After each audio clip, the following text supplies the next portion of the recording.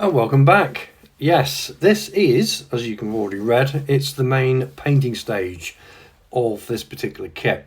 Now, as you can see, I am using predominantly Tamiya acrylics. I'm using the attackers for the insignia or the roundels that will be supplied via a mask from the crafting well. Spit it out, for God's sake.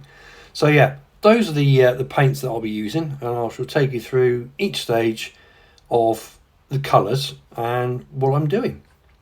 So that's the state of the kit. It looks pretty shabby, it looks pretty awful really. However, that's exactly what I want.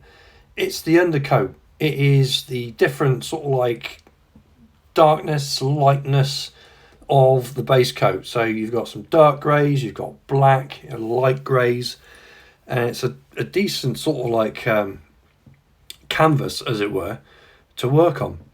So all those bits that you've just seen there that were the bare plastic, what I'm doing now is going over it with a, well, I call them primers. All it is Royal Light Grey from Tamiya, heavily thinned down, and you're just doing light coats over the bare plastic, just so that the actual main paint, or the stage of the paint that we'll be using, will have something to basically grip hold of and, yeah, get the tonal variation which I'm after, because it's all about different tones, different lightness, darkness, and distressing the actual paint that I'll be doing for this.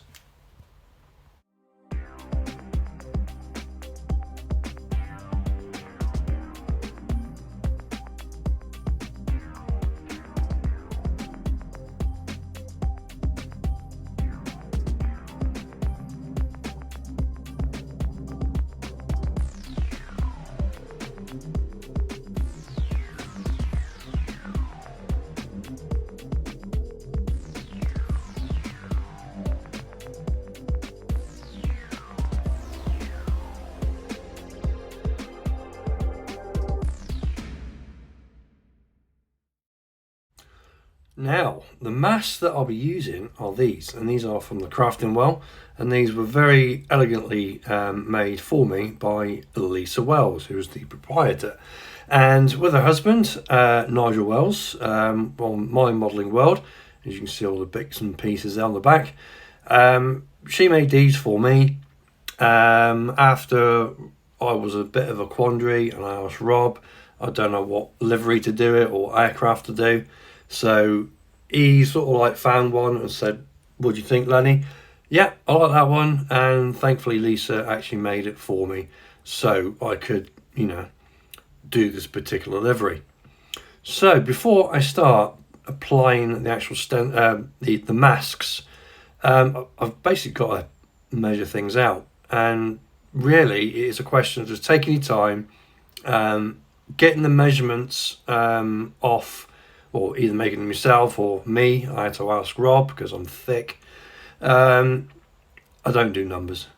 And basically trying to like mark everything out first, so you know where A, the invasion stripes are going to be, and B, where I'm going to put the mask for the roundels. And that's it. It's just a case of just making sure. Oh, by the way, in the description below, I will put the measurements for the invasion stripes down below, and if they're wrong, then just blame Rob.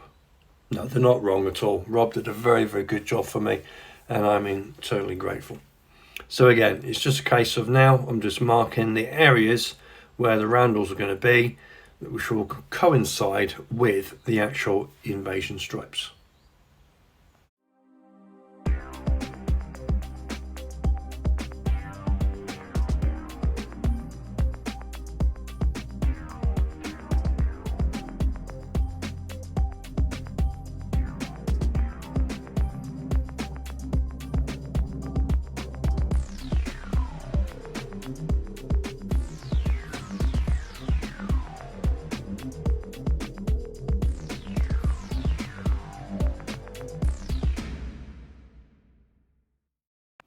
The actual blue that I'm using for the roundels is Hataka's, and it is C277 Roundel Blue, or the BS 381.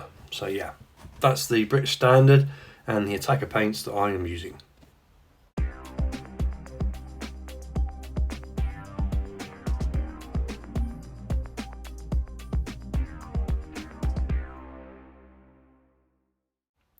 So with the stenciling done, or part done, I basically went straight into painting the white for the invasion stripes. Now for this I've just used XF2, which is a, it's a semi-gloss white, and it is, if you thin it right, it is a wonderful paint to actually use. Like all of it, all my pots of paint that I get, when they're brand new, I take up the top and I just put enough Mr. Leveling thinners just to the very top of the neck of the actual bottle itself, and just give it a good shake, a stir and whatever, and that for me is a good mixture to actually spray it exactly straight out of the actual bottle itself.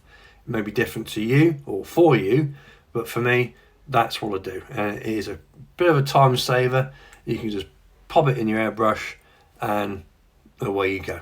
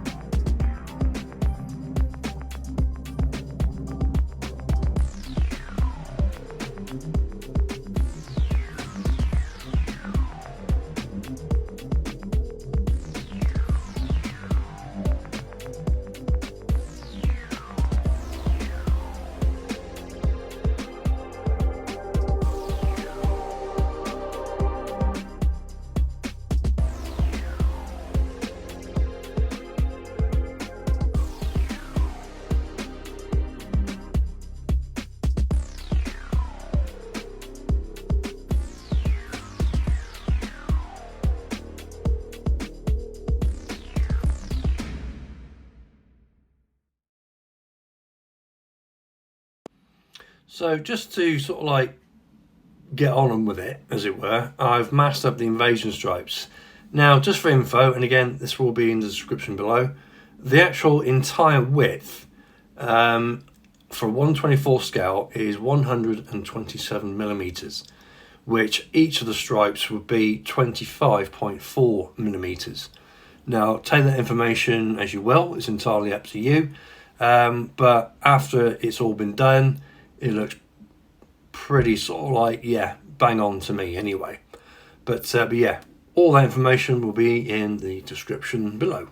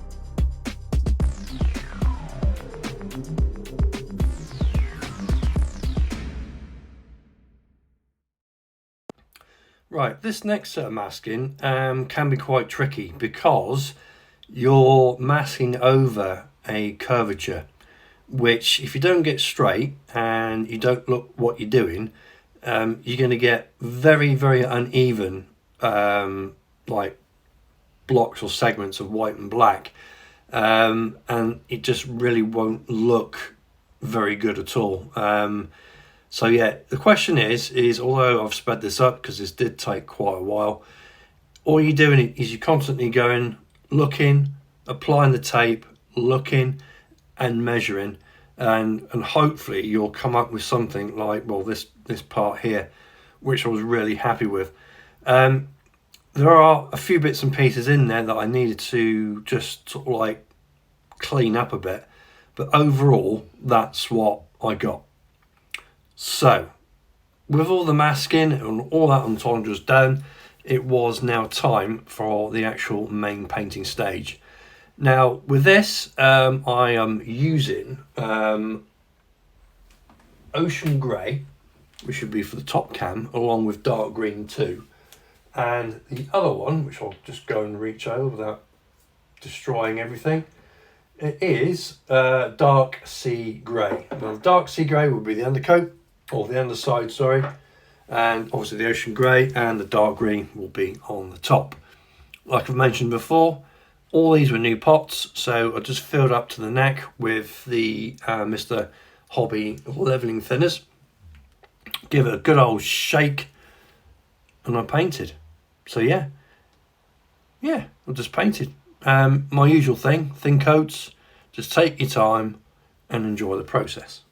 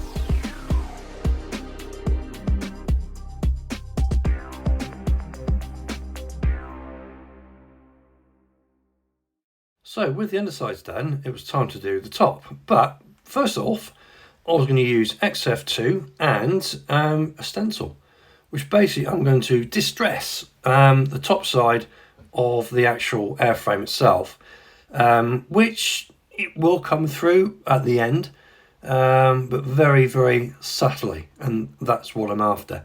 So it's a question of squeezing it into the gap, and yeah, putting the stencil on and just spraying the white over. So when you actually do come to do the darker grey and the dark green, it will give you a bit of a distressed look, but we can actually sort of like emphasize that after the main painting is done.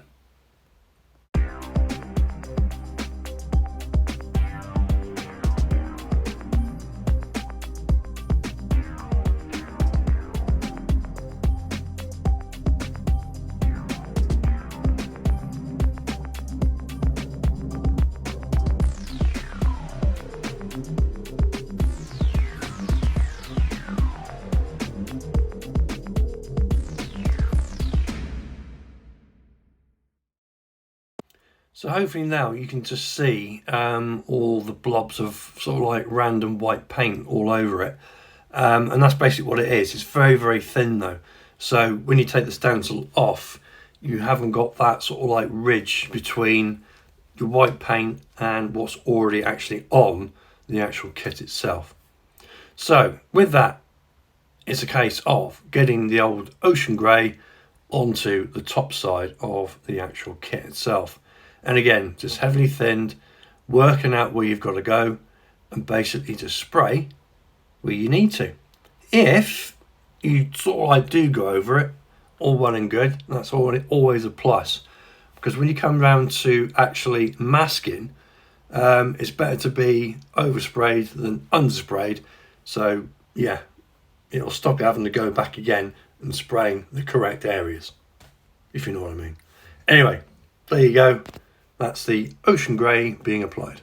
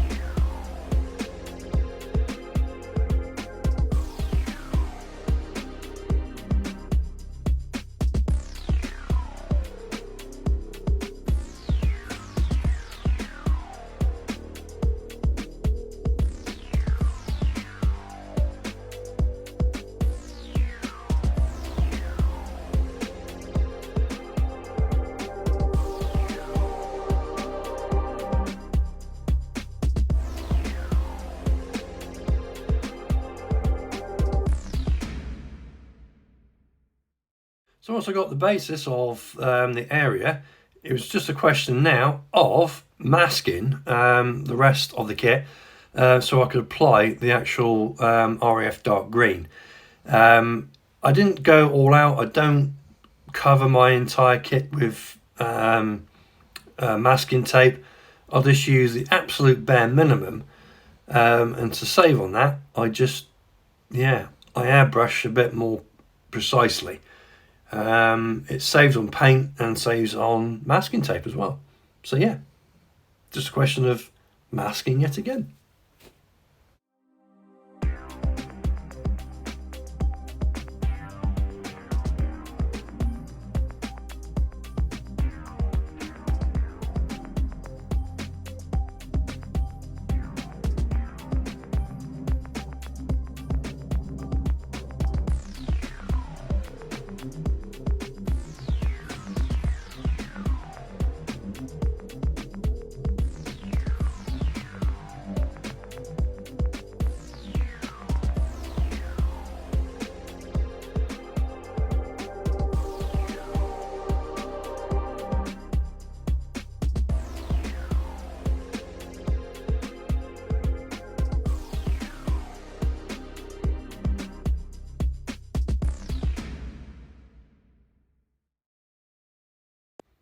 So as in the next stage, I'm just using the RAF dark green. Now basically it's the same again, it's just a question of thin coats, and how I spray is in sort of like little like circular motion, and then I'll go from like left to right, up and down, and yeah, just so I get a decent coverage, but yeah, I'm still leaving that sort of like that white distressing look which I previously applied. Again, on the next video I'll show you how I distressed paint when it's actually all done, if you know what I mean. I can get a different sort of like variation of wear and shades of the actual colours themselves. A lot of guys that do armour, they use this process, and you can quite easily use the process on aircraft as well.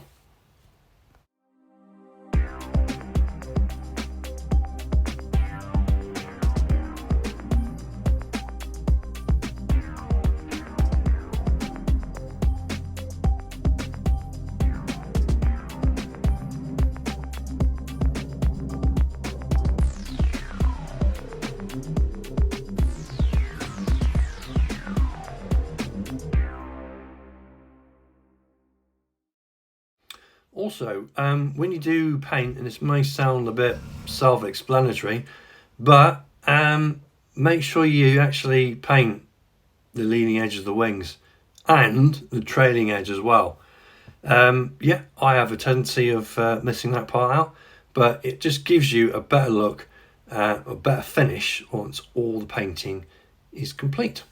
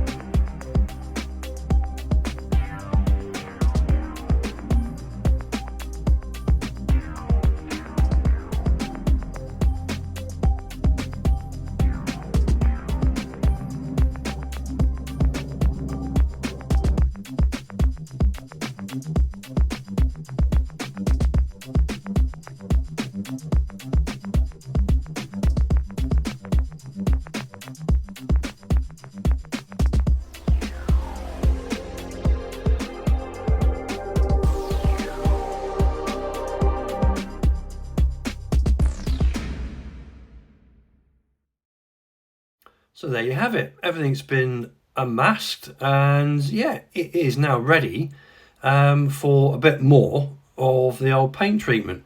And hopefully you can see some of the white distressing is still showing through, and that's basically what I'm after. So yeah, there you go. That's the main painting stage, and what I'll do now is, or on the next video, is basically show you how I distress the actual paint. So thanks very much for watching.